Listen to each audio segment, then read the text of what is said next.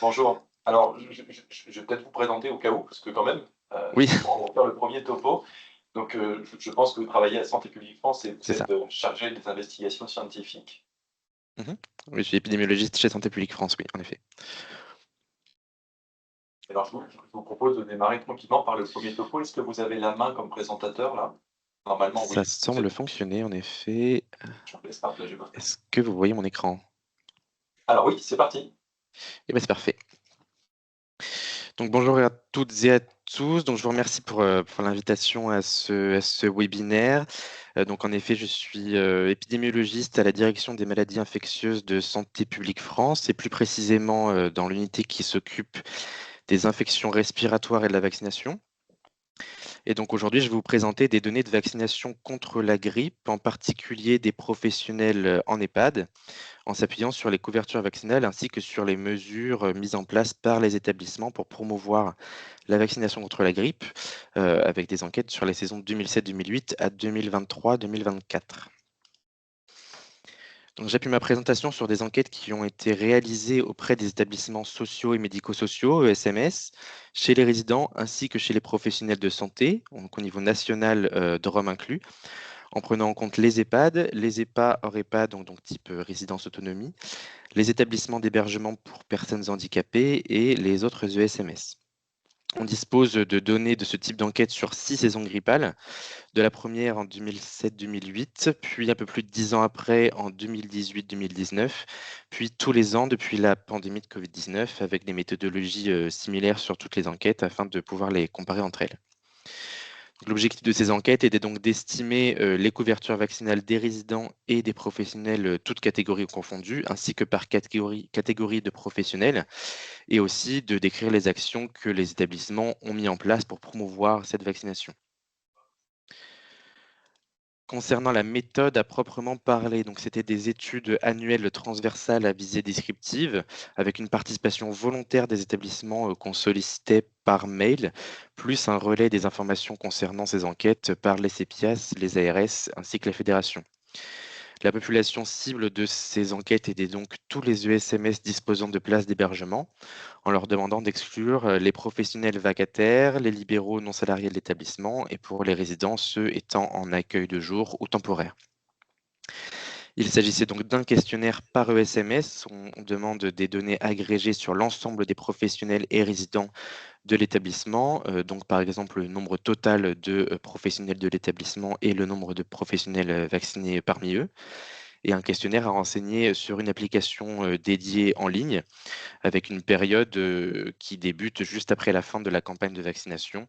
Donc par exemple pour la dernière enquête, c'était du 4 au 24 mars 2024. Si on passe au premier résultat et surtout en termes de participation pour commencer, donc là, vous avez la participation lors de la dernière enquête 2023-2024. Ici par région, je ne vais pas détailler région par région, mais en France entière, nous avions 3 448 ESMS qui ont participé à cette enquête, dont 2 370 EHPAD, ce qui représente environ 32% des EHPAD en France. Et vous pouvez voir sur la ligne rose où j'ai surligné les Hauts-de-France que malheureusement, c'est la région où le taux de participation des EHPAD était le plus faible, avec 18% des EHPAD ayant participé à cette enquête. Pour les premiers résultats de couverture vaccinale, alors je passe rapidement sur le résident puisque ce n'est pas totalement le sujet de la présentation, mais je les présente rapidement quand même. Donc pour 2023-2024, nous avons des couvertures vaccinales chez les résidents en EHPAD de 83,4%, de 65% dans les EHPAD, de 69% dans les établissements d'hébergement pour personnes handicapées et de 31% dans les autres SMS. On peut voir sur la carte à droite des couvertures vaccinales plus faibles, notamment sur le versant est de l'Hexagone ainsi qu'à La Réunion, et avec la région Hauts-de-France qui présente la deuxième couverture vaccinale la plus élevée, juste après la Bretagne. Si maintenant on se concentre sur les professionnels de santé, les couvertures vaccinales pour la dernière saison étaient de 22,4% pour les EHPAD, presque 27% pour les EHPAD, 13,5% pour les EHPH et 18,5% pour les autres ESMS. De la même manière, sur la carte à droite, on a un certain gradient nord-ouest-sud-est qu'on observe souvent sur les couvertures vaccinales grippe, avec des couvertures vaccinales les plus basses en PACA, Occitanie, Corse ainsi qu'à La Réunion, et avec une couverture vaccinale la plus élevée pour les Hauts-de-France à 25,2%. Si on regarde plus finement par catégorie de professionnels, donc on observe d'importants écarts de couverture vaccinale entre les catégories, puisqu'on va de 60% de couverture vaccinale pour les médecins pharmaciens à 18,4% pour les ASH, donc en passant par des couvertures vaccinales de 35,5% pour les infirmiers infirmières, 20% pour les aides-soignants, 32,5% pour les autres paramédicaux, 30% pour les personnels éducatifs pédagogiques, 26% pour le personnel administratif médico-technique et 37% pour les internes et autres étudiants. Si on compare les dernières couvertures vaccinales 2023-2024 des professionnels de santé au point de mesure antérieur, et en particulier en prenant la saison 2018-2019 comme référence, puisque c'est la dernière saison pré-Covid, on observe une baisse constante des couvertures vaccinales hein, avec les saisons, avec au moins 8,2 points entre les saisons 2018-2019 et 2023-2024. Alors, en plus de ce qui est dans le tableau, on avait observé lors d'une enquête à moins grande échelle réalisée en pleine pandémie lors de la saison 2020-2021, c'est ce que ce que j'ai écrit tout en bas de la diapo, une couverture vaccinale beaucoup plus élevée, à 55%, et augmentation qui ne s'est pas du tout maintenue dès l'année suivante, en 2021-2022. On observe cette baisse d'autant plus chez les médecins, puisqu'on est revenu au niveau qui était de la saison 2007-2008, à 60%, soit moins 15 points par rapport aux saisons 2018-2019 et même 2021-2022. Même chose pour les infirmiers infirmières, puisque on a une baisse constante et moins 7,4 points depuis la saison 2018-2019. Baisse également comparable chez les aides-soignants et aides-soignantes avec moins 6,4 points, descendant en 2023-2024 à une couverture vaccinale de 20%. Chez les autres paramédicaux, la baisse est moins importante et non significative. Et si on regarde parmi l'ensemble des professionnels de santé, donc qui regroupent les quatre catégories précédemment citées, on observe une baisse de plus de 6 points et même de plus de 11 points si on compare avec la saison 2007-2008. Ici, je passe également rapidement sur la comparaison des couvertures vaccinales avec les années antérieures chez les résidents cette fois-ci. Mais je tenais quand même à signaler que même si les couvertures vaccinales sont élevées, la diminution n'est pas observée que chez les professionnels, puisqu'on a une baisse également assez notable lors de la saison 2023-2024, avec une couverture vaccinale de 83%, soit moins 8 points qu'en 2007-2008. Si on regarde maintenant les actions qui ont été mises en place par les EHPAD, euh, que les EHPAD ont déclaré avoir mis en place pour promouvoir la vaccination grippe de leurs professionnels en 2023-2024, les actions les plus mises en place sont la vaccination au sein des services, que 89% des EHPAD déclarent avoir mis en place, ainsi que la pose d'affiches à 80%.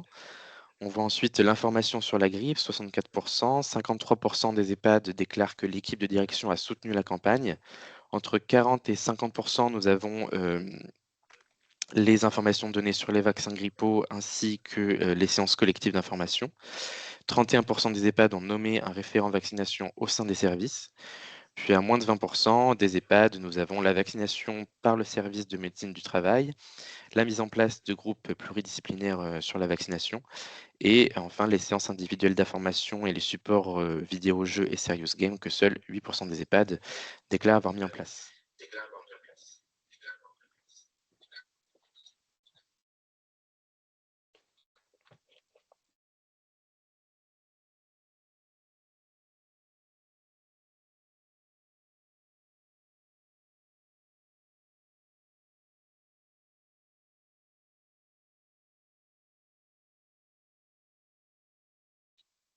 Ah, Jean-Gard, vous nous entendez?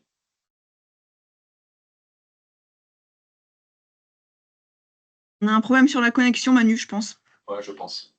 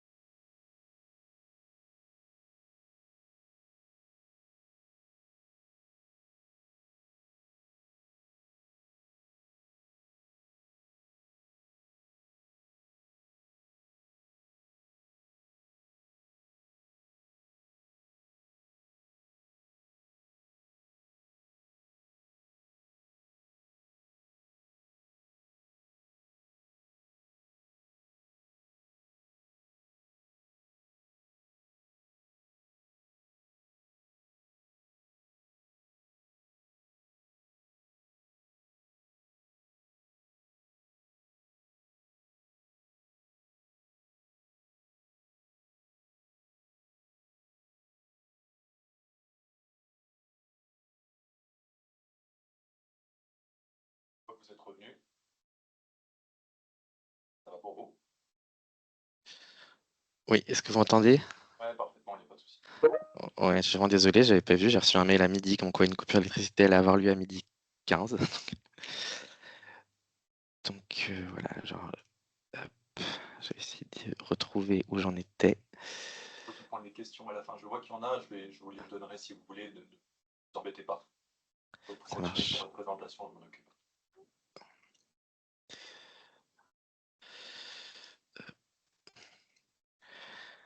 Est-ce que vous voyez bien? Est-ce qu'on est revenu là où on en était? Ouais, tout à fait, il n'y a pas de problème. C'est bon. Super. Donc, excusez-moi.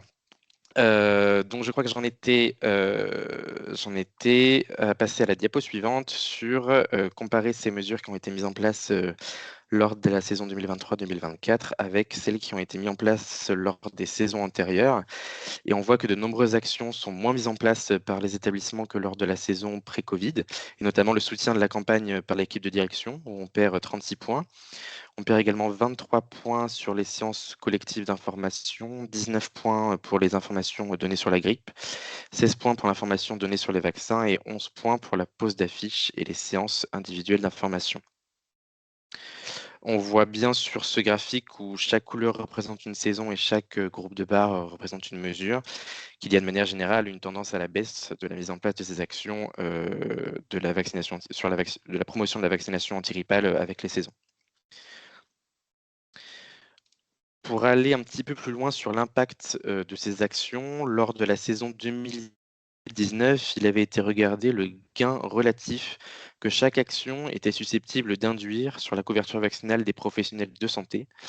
Et on observe que la mise en place de ces actions avait un réel impact sur la couverture vaccinale, puisque, sauf pour l'information donnée sur la grippe, où on n'observe pas de gain significatif de couverture vaccinale, où c'est marqué S, toutes les actions semblaient avoir un impact positif, avec plus 69% de gains pour la nomination d'un référent vaccination, 43% lorsqu'il y avait une vaccination gratuite au sein de l'EHPAD, 55% lorsque des séances individuelles d'information étaient données, 40% grâce à la mise en place de supports vidéo de jeux ou de serious games, 27 et 25% pour les séances collectives d'information et le soutien de la campagne par l'équipe de direction, et 16% avec l'information donnée sur les vaccins.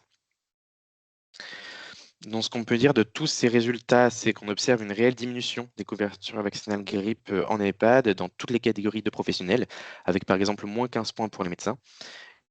Dès qu'en 2023-2024, 40% des médecins, 65% des infirmières et 80% des aides-soignants et aides-soignantes exerçant en EHPAD n'étaient pas vaccinés contre la grippe.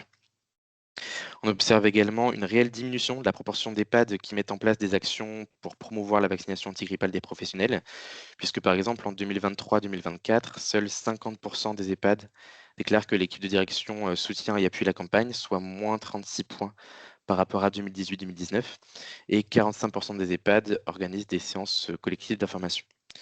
Donc on peut faire l'hypothèse de moindre implication des équipes, d'une lassitude des équipes comme celle des professionnels, de l'augmentation du turnover, d'une crainte de l'opposition des professionnels et donc une impression que l'action sera moins utile, et aussi et surtout un manque de temps pour mettre en place des actions sûrement exacerbées depuis la pandémie de Covid. En conclusion, on peut dire qu'au vu de l'impact positif sur le gain de couverture vaccinale, et bien que malgré que ce ne soit pas simple, il est important de mettre en place ces actions de promotion auprès des professionnels pour accompagner ces campagnes, notamment avec l'implication de la direction, du médecin coordinateur ou le cadre infirmier en soutien de la campagne, d'une proposition de vaccination gratuite au sein des services, de la nomination de référents vaccination au sein de l'EHPAD, et également de la promotion de la vaccination antigrippale par les séances d'information sur la grippe et les vaccins, et pourquoi pas l'utilisation de supports tels que des supports vidéo, jeux, etc. Et pour finir, je mentionne très rapidement juste que cette campagne donc, de vaccination grippe qui est couplée à celle contre la Covid, donc en pouvant réaliser les deux injections en même temps, a débuté depuis le 15 octobre dernier pour toutes les cibles de la vaccination, et que nous réaliserons à Santé publique France une nouvelle enquête de vaccination contre une vaccination grippe et Covid-19 chez les résidents et les professionnels des ESMS après que la campagne soit terminée, donc vers mars 2025. Et nous comptons notamment, pour ceux qui le peuvent, de permettre au maximum de booster la participation à cette enquête. Je vous remercie pour votre attention. Vous avez juste après tous les liens hop, vers les résultats de toutes les enquêtes que j'ai présentées ici. N'hésitez pas si vous avez des questions ici ou plus tard par mail. Merci. Merci énormément. Alors, je vous dis, il y a déjà des questions sur le chat, c'est sympa de les avoir déjà écrites. Il y en a deux de Monsieur Nordine aussi. La première, c'est auriez-vous éventuellement les données de couverture de la période 2018-2017? Vous avez montré celle de 2018, avant 2018 et celle après 2017. Est-ce que globalement c'était stable entre les deux ou il y avait des différences? Je pense que la question est là. Et la deuxième question de la même personne, c'est comment expliquer le désengagement? Alors, est-ce que dans votre enquête ou éventuellement sur des choses qui n'ont pas été publiées, à titre individuel ou collectif, vous avez des raisons du désengagement de la vaccination avec un impact aussi significatif de l'ensemble de la communauté médicale et paramédicale? Ou des Alors pour hypothèses, la... éventuellement. Oui. Alors pour la première question sur la période entre 2008 et 2017, alors en effet, on n'a pas de données à ma connaissance. Moi, j'étais pas présent à ce moment-là, mais alors c'était des enquêtes qui étaient réalisées au gré des priorités à ce moment-là, et ça a été une importante priorité depuis la pandémie de Covid. C'est pour ça qu'on en réalise tous les ans, mais c'est vrai que c'était pas quelque chose qui était forcément réalisé tous les ans, d'aller faire des enquêtes comme ça. En 2018-2019, ça a été une enquête, une très grosse enquête, très coûteuse, qui peut pas être réalisée tous les ans. Et grâce aux moyens mis en place depuis la pandémie de Covid, on a pu le réaliser tous les ans, et c'est pas quelque chose qui de base peut être réalisé tous les ans. Donc on n'a pas, il y a sûrement des données, mais pas de ce type, avec ce type d'enquête réalisée par Santé publique France. Il est peut-être possible d'en trouver. En tout cas, en population générale, ça, on l'a tous les ans, mais spécifiquement chez les professionnels, pas forcément par ce biais-là. Et concernant le désengagement des équipes de direction, alors c'est vrai que nous, on l'a mesuré de manière quantitative en le demandant aux EHPAD, mais on n'a pas forcément été plus loin. Et ça, c'est notamment à poser directement à la communauté médicale. Et je sais que chez Santé publique France, la direction de la prévention et de la promotion de la santé travaille notamment à aller un petit peu plus loin.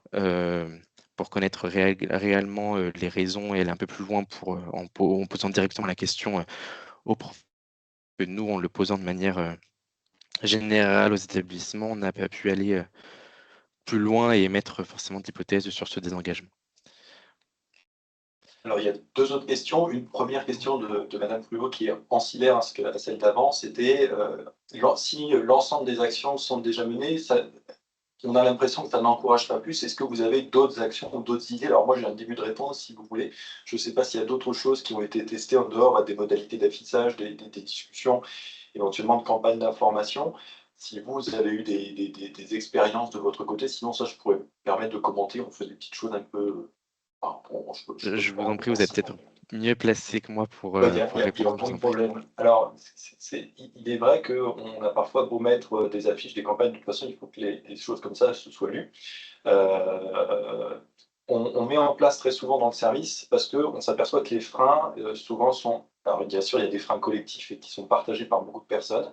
Et après, il y a vraiment des freins individuels et que les messages collectifs ne touchent pas forcément soit les peurs, soit les anxiétés, soit les méconnaissances, soit les incompréhensions. Et dans ces cas, ce qu'on organise, alors, faut prendre un petit peu de temps, c'est ce qu'on appelle, nous, des cafés gris, on peut les appeler comme vous voulez. Globalement, ce genre de discussion, il y a un cake, il y a du café, il y a des choses comme ça.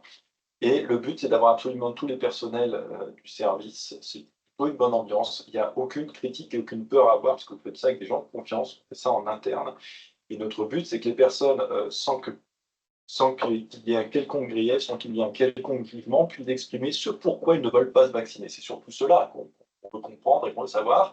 Et on note tour à tour les choses qui sont un frein à la vaccination dans un tableau, c'est-à-dire les points négatifs. Et de l'autre côté, après, on va faire passer ceux qui ont accepté de se vacciner en disant pourquoi ils l'ont fait et les points positifs. Et le but, c'est de regarder les freins et d'expliquer s'il y a une explication rationnelle qui est donnable, en disant bah, ça, c'est soit une légende, soit c'est imprécis, soit effectivement, ça n'a pas un rationnel assez important. Et vous avez deux choses. Vous avez d'une part la parole individuelle et la discussion avec quelqu'un de confiance, et éventuellement, vous avez l'effet groupe. Ça marche plutôt pas mal en réalité. Ça vous permet en fait, d'avoir plus de personnes qui adhèrent quand c'est réalisé comme ça. L'inconvénient, c'est que ça prend du temps et il faut que vos équipes soient disponibles pour le faire. Et il faut le faire chaque année parce que bizarrement, même si, vous avez pu avoir une discussion d'une année à l'autre, il y a des nouvelles choses qui réapparaissent, soit chez les mêmes personnes, soit chez des nouvelles personnes. Voilà. Mais c'est un travail, vraiment annuel. Et je pense que Vous avez ça raison. ne peut pas être fait par quelqu'un d'extérieur au service, c'est-à-dire, c'est plus compliqué que ce soit quelqu'un qu'ils ne connaissent pas et en qui ils ont moins confiance, la plupart du temps. C'est vrai que nous, on a vu que les séances individuelles d'information étaient quand même beaucoup plus efficaces que les séances collectives et que, notamment en 2018-2019, lors de l'enquête, la nomination d'un référent vaccination en qui les professionnels ont confiance était vraiment efficace. Et également la vaccination, l'opportunité d'avoir une vaccination facilitée par, il me semble que la dernière fois, quand on avait une réunion avec les ARS, il y en a beaucoup qui partageaient que des personnes qui passaient dans les services avec des chariots, donc en offrant vraiment l'opportunité de se vacciner sans effort de la part du professionnel était vraiment très efficace. Ah, Petites actions comme ça, mais c'est vrai que. ouais, ça a l'air d'être une expérience partagée par plusieurs personnes. Je remercie Manon Mhm. Gondron d'en faire part.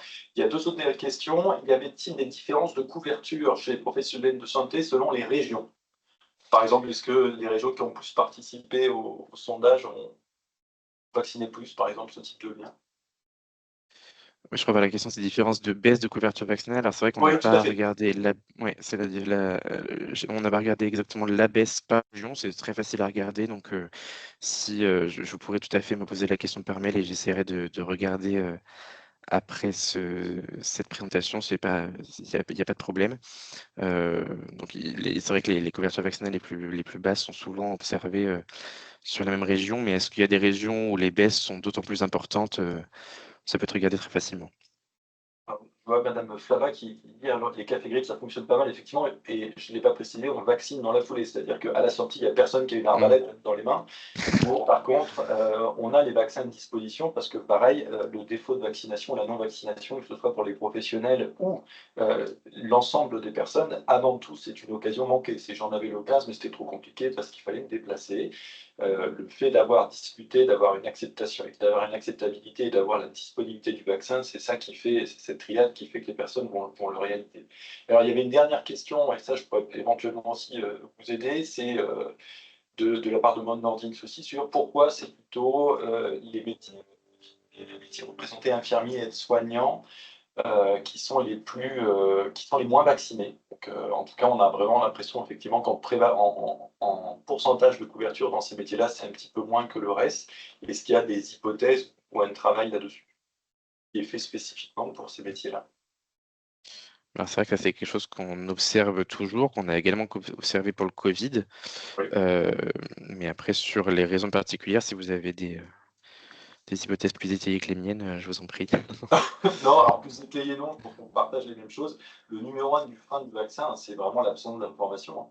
Soit c'est l'absence d'information, soit c'est une mésinformation, sur le vaccin et c'est vraiment l'objectif du café grippe que justement, la parole soit à elle, qu'elle puisse exprimer en toute liberté ce pourquoi elles ne le font pas et de pouvoir vraiment un par un aller regarder, les raisons et de pouvoir non pas c'est pas une question de démontage argumentaire, pas du tout, c'est de leur apporter des informations suffisantes pour qu'elles acceptent et pour leur laisser, le choix. Mais bien souvent, c'est vraiment basé sur soit des choses qu'elles ont entendues, soit une information qui était partiellement vraie. C'est vraiment un travail de fond, en fait. C'est souvent la source d'information qui est problématique. C'est très général, hein, ce que je raconte là, ça ne vous donne pas un exemple précis, mais c'est impossible de vous cadrer un truc il y a vraiment parfois des réponses étonnantes et le but aussi pour nous, c'est de creuser, de savoir d'où ça vient et d'avoir la source de ça. Mmh. C'est vrai que Alors par je contre la couverture vaccinale chez les médecins est élevée, a toujours été élevée. Mais par contre, on a été quand même très étonnés l'année dernière d'observer une telle baisse, assez drastique en un an de couverture vaccinale grippe chez les médecins et ça révèle, je pense, une baisse générale chez tous les professionnels de santé, quand même les médecins qui sont historiquement, les plus vaccinés, se vaccinent beaucoup moins qu'avant. Donc c'est aussi, quelque chose qu'il faut garder en tête que, voilà, c'est quelque chose de très notable et très important. Alors s'il n'y a plus de questions, bah, moi je vais enchaîner sur le deuxième topo. Merci énormément, en tout cas, de nous avoir partagé les résultats de cette enquête. Je vous en prie. Alors, hop, est-ce que l'écran est visible? Oui, parfait. Ouais, c'est tout bon pour vous. Écoutez, merci déjà d'avoir participé au webinaire. Le but ici de cette deuxième présentation, c'est de vous apporter éventuellement des informations, d'une part, si vous ne les avez pas déjà, j'espère que ce ne sera pas répétitif par rapport à ce que vous connaissez, et éventuellement des clés d'argumentaire pour les différents vaccins. Et c'est des choses qu'on utilise aussi hein, auprès des différentes discussions qu'on a, soit avec nos infirmières, nos aides-soignants, voire même nos patients, pour qu'ils comprennent l'enjeu de la vaccination et l'intérêt de la vaccination. Alors, la première diapositive que je souhaitais vous présenter n'est absolument pas centrée sur les maladies respiratoires, mais c'est une diapositive, on va dire, de fond, qui permet de définir une ère vaccinale dans l'époque moderne des humains. Et quand on regarde ici cette grande diapo qui est mise en cartouche, qui est globalement la mortalité par maladie infectieuse à prévention vaccinale aux États-Unis, puis on regarde de 1900 jusqu'à une ère un petit peu plus moderne, en 1963, et on regarde la diminution de la mortalité de ces différentes choses. On s'aperçoit que, d'une part, la mortalité était assez élevée, en tout cas ça comptait énormément, mais surtout la deuxième chose, c'est que l'apparition des différents vaccins au fur et à mesure a permis de réduire confortablement cette mortalité. Et même si on regarde des cours de mortalité overall, c'est-à-dire qu'on ne regarde pas seulement les maladies infectieuses, on s'aperçoit que ce n'est pas en 1942, avec les antibiothérapies ou l'avènement de la pénicilline, qu'on a eu une réduction drastique de la mortalité humaine. Et c'est bien vraiment l'apparition successive des différents vaccins et des préventions vaccinales qui ont permis d'avoir un petit quelque chose une petite action. Et c'est bien un des seuls médicaments, parce que ça reste un des médicaments de prévention, puisque ça s'adresse à des gens généralement en bonne santé, de 0 jusqu'à 100 ans, qui permet d'obtenir un tel effet à l'échelle médicale. Alors, ça, c'était une première diapo très générale. Ce que je vous propose, c'est j'ai orienté la diapositive. D'abord, on va parler un peu de la grippe, et ensuite, on va parler du SARS-CoV-2 pour avoir des clés aussi de la prévention vaccinale. La première diapo que je vous partage sont des données personnelles ici à gauche. Ce sont des patients qui ont consulté aux urgences du service de les urgences du CHU Lille, qui ont bénéficié d'une PCR quadriplex grippe A, B, VRS, SARS-CoV-2, parce qu'ils présentaient des signes d'infection respiratoire aiguë. Et mon but était de vous montrer un peu la distribution de l'épidémiologie de ces trois infections, le VRS étant un enjeu des futures années aussi. Ce que vous voyez par là, c'est qu'effectivement, il y a une triple, alors on parle de cette triple épidémie, il y a plein d'autres virus, mais on ne les voit pas systématiquement parce qu'on ne fait pas des multiplex. Mais vous voyez qu'on a le VRS qui démarre début octobre, qui s'arrête à peu près en février. On a la grippe avec qui démarre début décembre, et ça c'est vraiment important, et qui va se poursuivre comme ça jusqu'à fin février, début mars. Et enfin, on a le Covid, avec le Covid comme il a R0 un petit peu plus important, mais on s'aperçoit que le Covid, au moment des fêtes, on a un plein pic, et ça, c'est pas très étonnant, puisque lors des repas familiaux, on a une petite augmentation de la transmission. Et cette triple épidémie, alors on dit que normalement ça dure 10 semaines, mais en réalité, vous voyez qu'elle commence déjà dès octobre. Le virus grippal là-dedans, et ça c'est des données récentes, il compte énormément, et vous voyez que ça compte pour énormément des différents virus grippaux, compte pour une grande partie des infections sur ces prélèvements.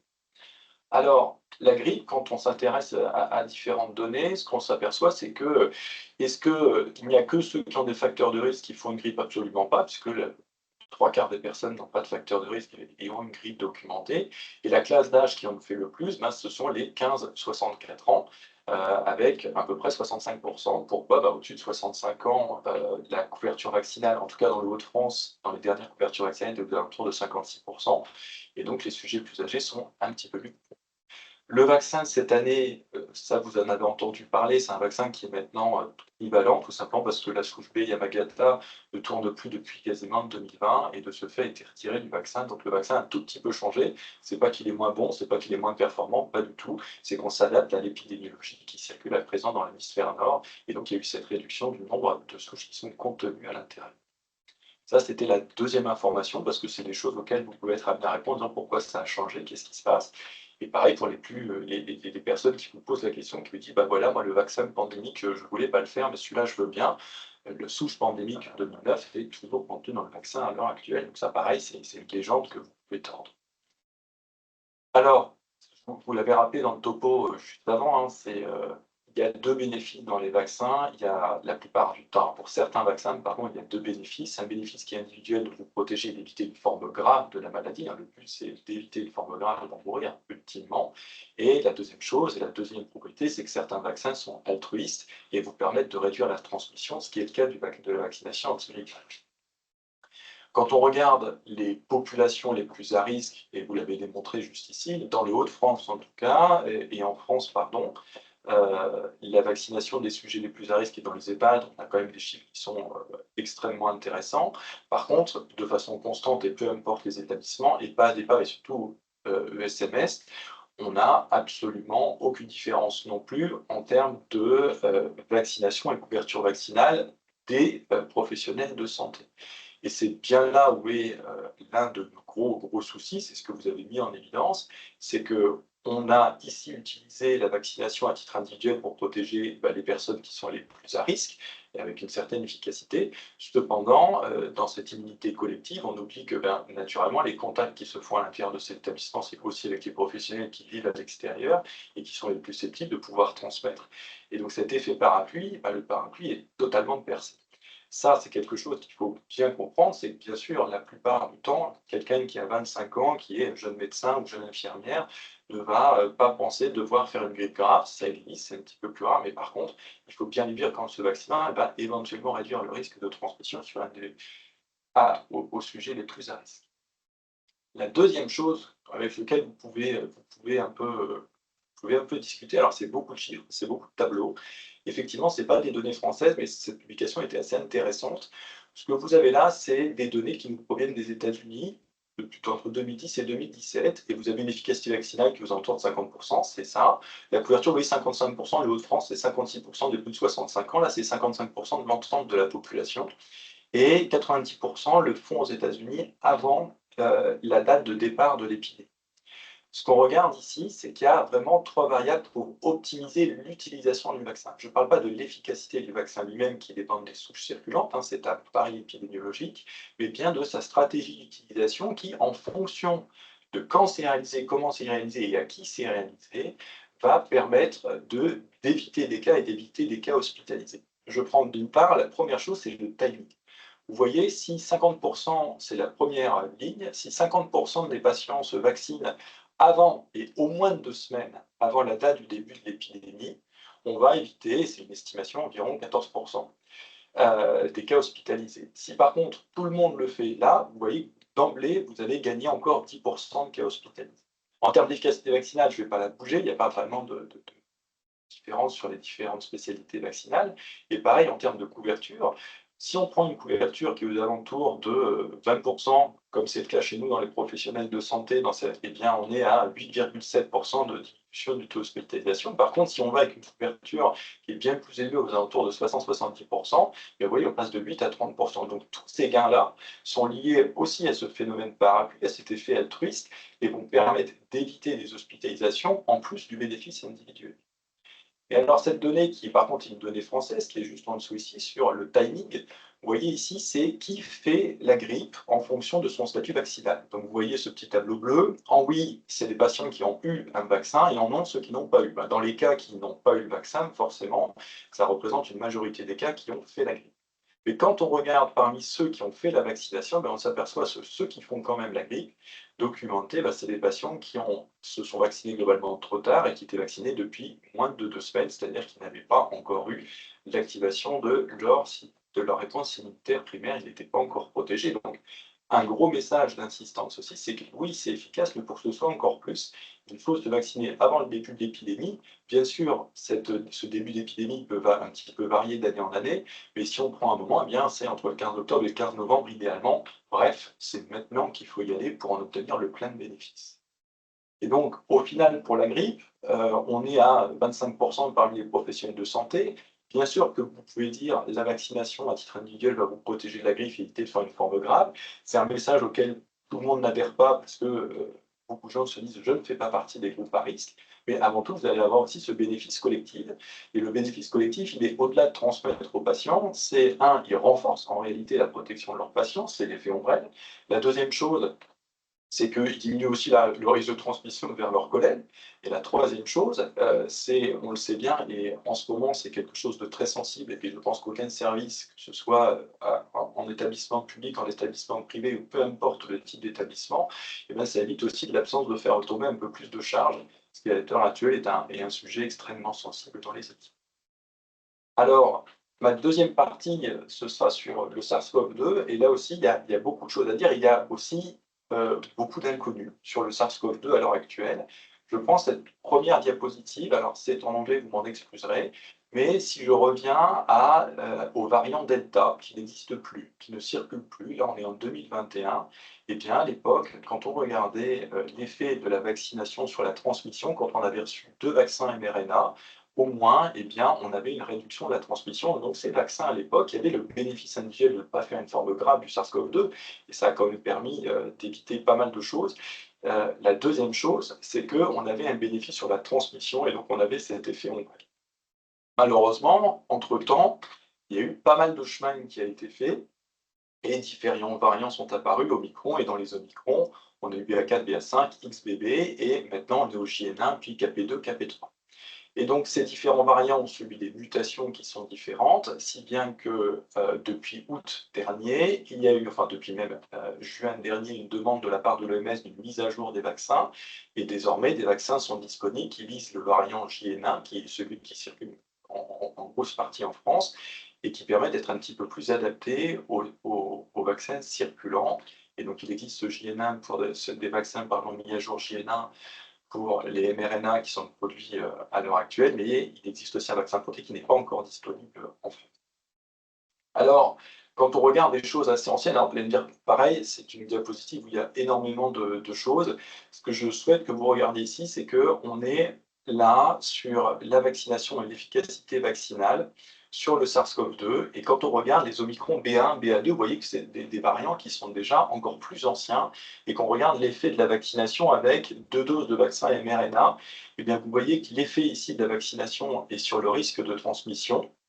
Là, il est extrêmement modéré et l'efficacité vaccinale pour réduire la transmission, eh ben, on va dire qu'elle est modérée, faible, nulle. Alors, on ne peut pas conclure à nul complet, mais en tout cas, sur les variants qui sont apparus depuis 2022, eh bien, notre efficacité vaccinale et cette efficacité sur la transmission, le caractère altruiste du vaccin, il est tombé, donc on en garde un bénéfice individuel.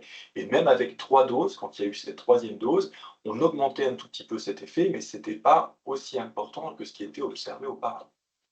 Et donc ça, des données, bien sûr, de pouvoir prouver un effet sur la transmission, ça prend énormément de temps. Et donc c'est toujours des notions qui arriveront a posteriori. Donc on ne peut pas avoir là de données extrêmement fraîches sur les nouveaux vaccins ou les vaccins mis à jour qui ont été faits cet été sur la transmission sur les variants circulants actuels. Ça, on ne le saura qu'à posteriori. Par contre, il y a un outil qui est souvent oublié, ou pas forcément oublié, mais pas forcément très connu, qui est quelque chose, il commence à y avoir quelques preuves scientifiques, où il commence à y avoir quelques publications, c'est les différents types d'immunité que l'on va acquérir. Il est désormais quasiment, alors, je ne vais pas dire certain, mais on est proche de 95%, que l'ensemble de la population française ait alors eu et ou un vaccin, mais surtout ait été infecté. Et vous voyez, de façon très schématique, quand vous avez reçu un vaccin, alors en vert, c'est les vaccins sur la gauche, c'est les vaccins mRNA, en bleu, c'était les vaccins d'adénovirus qui n'existent plus, en rouge, c'est une immunité vaccinale apportée, c'est une immunisation apportée par une immunisation naturelle, et en jaune, c'est une immunisation hybride qui correspond à je me suis fait infecter et derrière, j'ai fait un vaccin. Et très souvent, on observe à 2 titres une augmentation quantitative de notre immunité, que ce soit par un titre d'anticorps ou de la réponse lymphocytaire T, mais aussi on augmente une augmentation qualitative de la réponse, c'est-à-dire qu'on peut voir plus d'antigènes, éventuellement couvrir plus de variants. Ce que je vous montre ici dans le petit carré qui est en bas, qui est à droite, ce sont des taux d'attaque dans les sujets contacts en fonction du statut vaccinal. Et vous voyez, ici, avec les différents variants, original, le variant alpha, le variant delta et le variant Omicron façon 2022.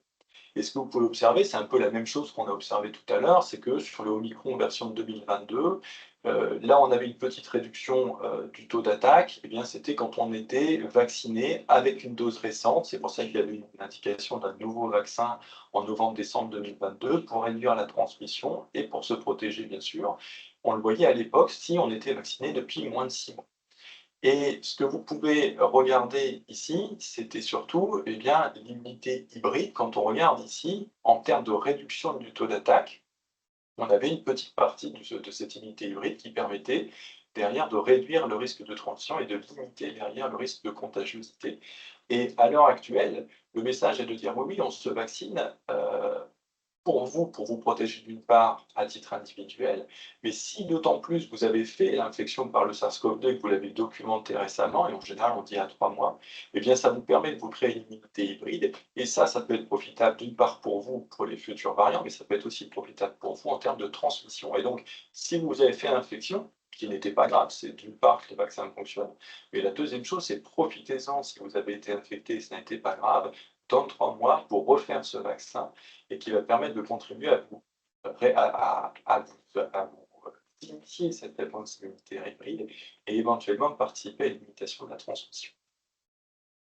Alors, le dernier point qui n'est pas de la vaccination, c'est cette note qui a été faite par la SFIA sur la transmission des virus respiratoires en épidémie virale qui date de l'année dernière, où le conseil était ici le port du masque chirurgical dès l'entrée du bâtiment, que ce soit pour les patients, les médecins, les intervenants ou tous les visiteurs, puisque vous ne connaissez pas le statut vaccinal des visiteurs ou des patients forcément à leur entrée. Et ça, et le but était d'éviter d'une part les infections par le virus de la grippe du Covid, c'est très efficace, mais aussi par tout le reste qui n'est couvert par aucune vaccination, comme le VRS, le rhinovirus, le métapneumo. On a vu que c'est aussi efficace éventuellement contre le streptoa en cette période épidémique et permettait surtout de limiter les contaminations nosocomiales. C'est une stratégie de barrière en plus de la vaccination. Donc, les points clés ici, donc, vous pouvez vraiment discuter avec vos équipes, c'est que la vaccination anti-grippale et la vaccination SARS-CoV-2, oui, vous en avez un bénéfice individuel, oui, vous en avez un bénéfice sur éventuellement la charge du soin dans des équipes en cas d'absence. La deuxième chose, c'est que en termes de protection à l'hôpital comme à la maison, la grippe va réduire le risque de transmission. Le SARS-CoV-2, on ne peut pas affirmer, mais en tout cas, profiter d'avoir été infecté pour refaire. On ne peut pas affirmer le vaccin seul, mais par contre, on a quelques petites données sur l'immunité hybride qui peut être extrêmement important. Et dans ces derniers mois, je pense que on voit très bien qu'un certain nombre de patients ou de nos collègues ont fait l'infection par le SARS-CoV-2 qui a été éventuellement documentée. Et c'est le moment de leur proposer en disant, bah, tiens, ça fait 3 mois, c'est peut-être le moment de le refaire et ça va avoir un bénéfice à court et à moyen terme. La double protection, enfin, qu'il faut bien discuter et revoir avec vos équipes aussi, c'est cette note de la SF2H et c'est la protection qui est apportée par le masque chirurgical dans cette période épidémique en intra-hospitalier. Oui, ça pour le Covid, oui pour le SARS-CoV-2, mais aussi pour toutes les autres virus qui peuvent vous amener à soit des tableaux de gravité sur certains patients très à risque, mais aussi à être malade, être éventuellement absent, le transmettre aux patients les plus fragiles. En ce qui concerne les vaccins disponibles à l'heure actuelle, on a des trivalents grippaux comme d'habitude.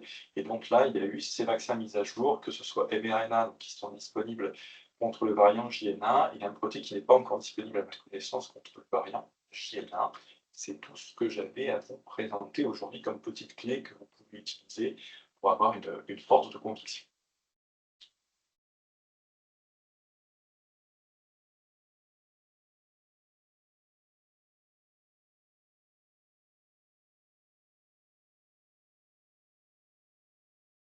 Non, alors je vois la question ici. Non, non, il n'est pas encore disponible, celui-ci. J'ai vérifié il y a pas très longtemps.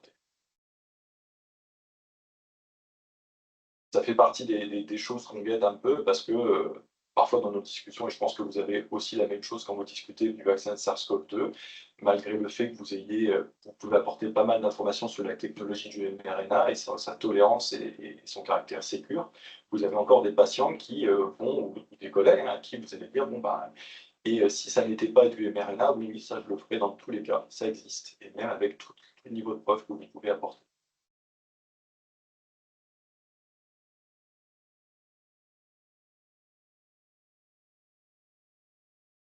Alors, je vois votre question, il est quand même difficile de garder le masque en permanence et de même le porter en présence des résidents d'EHPAD. Alors, je vais vous dire, à partir du moment où vous pouvez maximiser le temps de portage, oui, ça c'est très clair. J'avoue, à titre personnel, je n'ai pas de frein à le porter, on l'a tous les jours, et nous, c'est en paire annuel dans le service. C'est pas un obstacle. Je peux comprendre que des personnes trouvent ça relativement inconfortable. On parle bien de masque chirurgical, hein, pas d'un autre masque, sachant qu'il faut le changer globalement c'est à peu près tous les 3 heures. La deuxième chose, c'est de bien alors, il y a vous d'une part, mais il y a surtout de l'afficher auprès des visiteurs. Ça, c'est vraiment, vraiment, vraiment hyper important. C'est de l'afficher auprès des visiteurs. Même en salle de pause et des repas, bah, les repas, la question, non, bien sûr que non, les repas, vous ne pourrez pas le faire. parce qu'il faut bien manger, vous aurez forcément le masque devant les yeux. En salle de pause, la plupart du temps, effectivement, pendant les transmissions, il y a l'ensemble de l'équipe, le masque est conservé.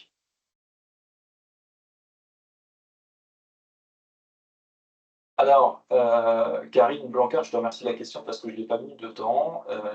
Donc je pense que tu parles du vaccin Influenza, qui est, qui était disponible jusque-là. Alors, le vaccin Influenza, il ne sera plus disponible là pour les prochaines campagnes, qui avaient un intérêt éventuellement chez les grands immunodéprimés, un petit intérêt documenté par des équipes hollandaises chez le sujet âgé.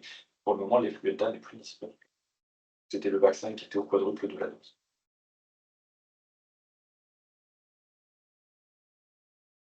Alors, pour Madame Perrault, alors je ne travaille pas dans un établissement, dans un EHPAD, donc je vais répondre à la moitié à votre question. Dans le service, oui, il est obligatoire. Dès l'entrée du service, les masques sont disponibles à l'entrée du service. Et on demande à ce que, à partir du moment où le patient rentre dans le couloir qui va distribuer vers les chambres, il porte le masque.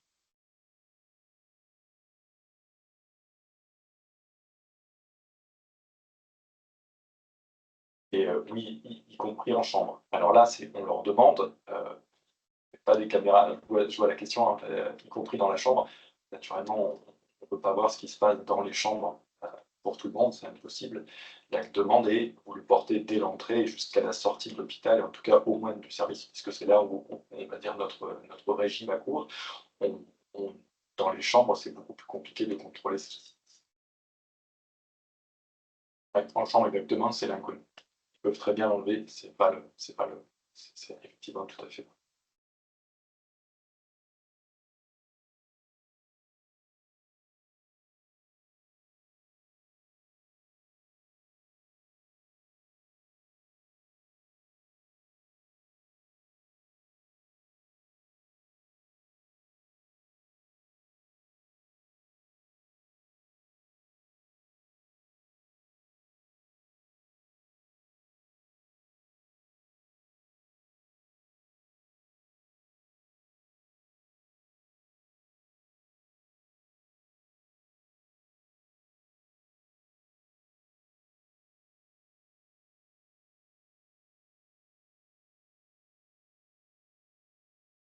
Alors Sanofi a annoncé que ce serait disponible en 25-26. Maintenant, ce sera voir s'il sera remboursé pour la campagne 25-26. C'est autre chose.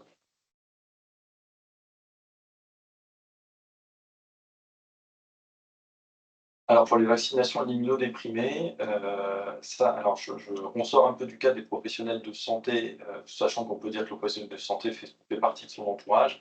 Effectivement, lorsqu'on a sur les familles des patients immunodéprimés qui viennent soit dans des consultations de prévention, soit qui sont hospitalisés, les vaccins grippaux, en tout cas les vaccins de virus respiratoires comme le vaccin antigrippal, sont chaudement recommandés à l'entourage, justement pour cet effet barrière, pour renforcer cet effet parapluie autour du patient. Ça, généralement, on leur propose, soit en consultation de prévention, de leur faire directement, soit on leur remet éventuellement une ordonnance. Et s'ils ont plus de 65 ans, c'est facile. S'ils ont moins de 65 ans, on leur remet une ordonnance pour le faire.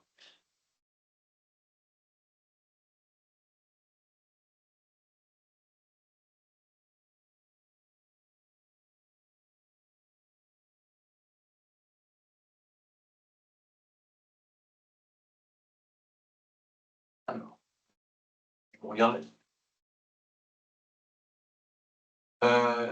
Activité de groupe des résidents diffère de faire porter à tous. Si c'est le cas, activité avec masque, car sinon on déprime les résidents sur les activités. Alors, c'est hyper dur de donner des règles ultra standards comme ça, surtout pour des personnes la personne qui est patiente et la patiente qui est résidente sur son lieu de vie sont bien deux choses différentes et on l'a totalement en tête. Si c'est quelque chose qui est acceptable et accepté, ça ne pose aucun problème. Effectivement, ça ne doit pas être au prix le prix de la qualité de vie là-dessus, c'est quand même beaucoup plus compliqué. Et c'est bien sûr, j'entends bien, vous êtes des lieux de vie.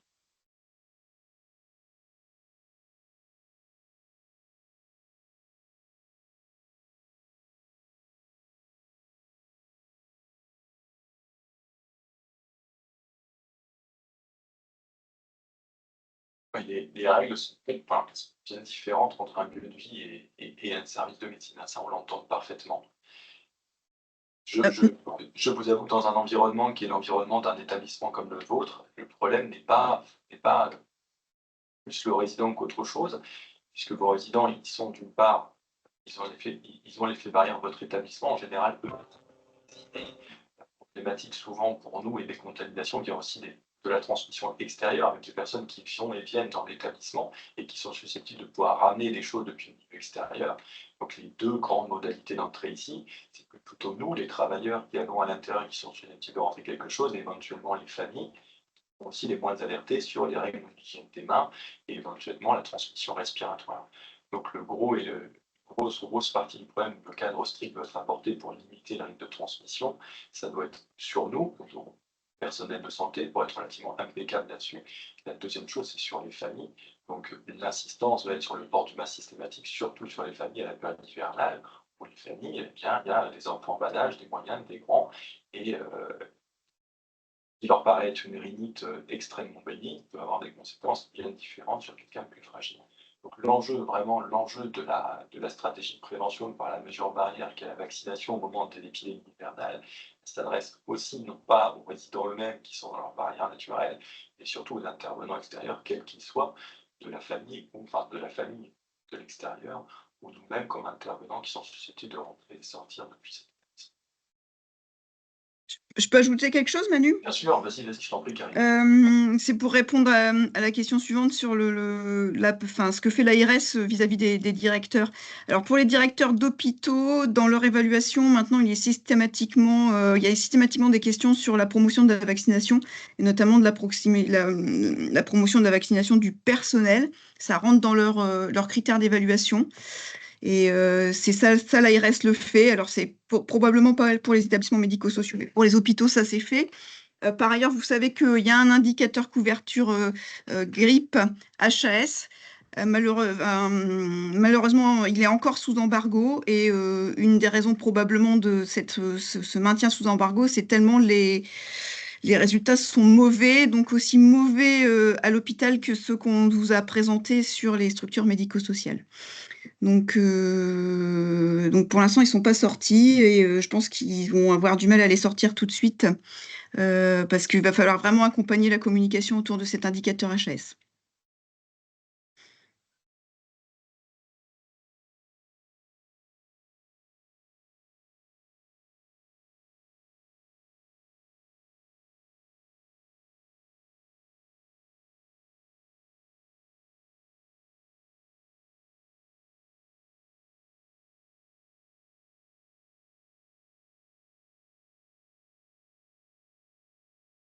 Manu, t'as coupé ton micro?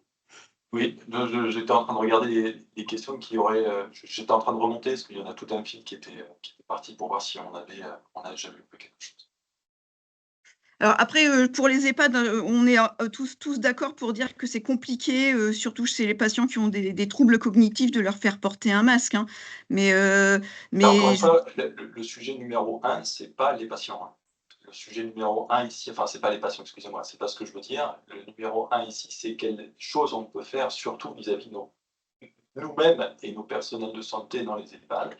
Éventuellement, bien sûr, sur les personnes qui ont des troubles collectifs, et on l'a vu au moment du SARS-CoV-2, c'était des patients sur lesquels on avait eu un taux d'attaque énorme, parce que, bien sûr, qu'ils ne peuvent pas respecter les mesures barrières pour ça, et qu'on ne peut pas faire porter un masque à ces patients-là.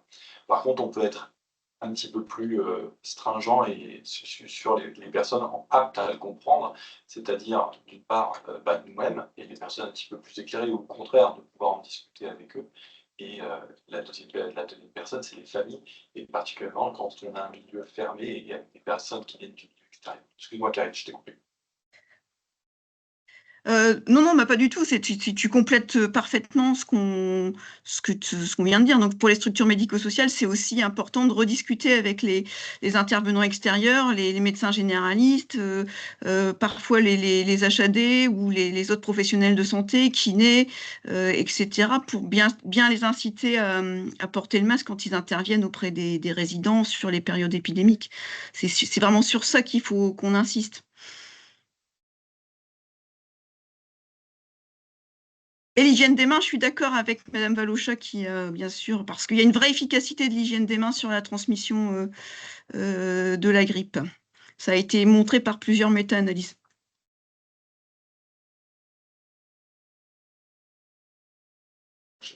Je vois plus apparaître de petites choses. Là, je pense qu'on a. S'il n'y a pas d'autres questions, là, c'est une petite heure qu'on est là-dessus. Il y a aucun. Alors, deux choses l'une. On a bien sûr la possibilité de vous fournir nos adresses mail au besoin. Ça, c'est pas un problème. La deuxième chose, c'est au besoin aussi, si vous avez besoin des différents diaporamas, je pense que M. Anguard, ça ne vous pose pas de souci de pouvoir l'avoir à disposition, qu'on puisse le mettre en ligne éventuellement, ou vous préférez que ce soit. Dites-moi. Pour certaines données, enfin, il peut être partagé, mais par contre, pour être mis en ligne, c'est des données qui ne sont pas encore publiées. D'accord. Donc, on ne pourra pas le mettre en ligne par contre. Ça fera l'objet d'un article qui devrait sortir d'ici quelques mois, mais pour les couvertures vaccinales, elles sont déjà publiées. Vous les avez notamment citées d'ailleurs dans votre présentation, mais pour les actions mises en place, ce n'est pas encore publié. D'accord, ok. Et sur la même, j'enverrai pour le mettre, on le mettra en ligne sur le site du CRATB si toutefois à un moment vous avez besoin de vous en servir. Mais pareil, n'hésitez pas à envoyer un mail. À m'envoyer un mail, c'est mon prénom.mon nom @santépubliquefrance.fr. Merci énormément, en tout cas, d'avoir pu vous libérer. Plaisir partagé, c'était très intéressant, merci. Ok, au revoir. Merci, au revoir. Je pense qu'on va pouvoir du coup clôturer. N'hésitez pas à revenir vers nous, effectivement, si on peut vous filer un coup de main sur quelque chose. Et Karine, merci beaucoup. Ben non, merci à toi Manu pour ces éléments très intéressants. En tout cas, bravo à tout le monde et merci aux participants de nous avoir écoutés. Écoutez, on vous souhaite une bonne fin de journée et puis peut-être à demain, la journée des référents d'antibiothérapie.